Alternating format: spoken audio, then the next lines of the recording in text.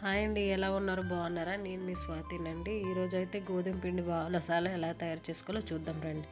ముందుగా 1 కప్పు గోధుమ పిండి తీసుకోవాలి. తర్వాత 1/2 స్పూన్ వంట సోడా తీసుకోవాలి. చిటికెడంత సాల్ట్ వేసుకోవాలి. తర్వాత 2 స్పూన్ల నెయ్యి వేసుకొని వాటర్ వేసుకొని మంచిగా కలపాలి.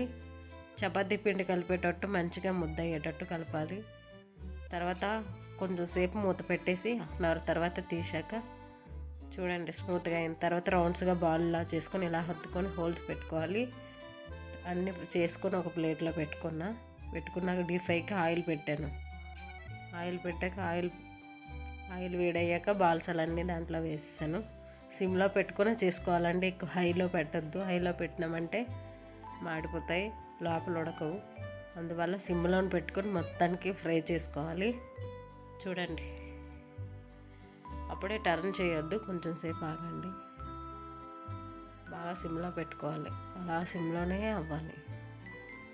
అయినాక చూడండి, ఇప్పుడు రివర్స్ చేసుకున్న పాకం రెడీ చేసుకుందామండి. ఇప్పుడైతే చూడండి, 1 కప్పు చక్కెర వేసుకొని 1 గ్లాస్ వాటర్ వేసుకున్నాక మొత్తం చక్కెర అంతా కడిగేలా చూసుకోవాలి. తర్వాత 2 ఇలాచి చితగొట్టి వేసుకోవాలి.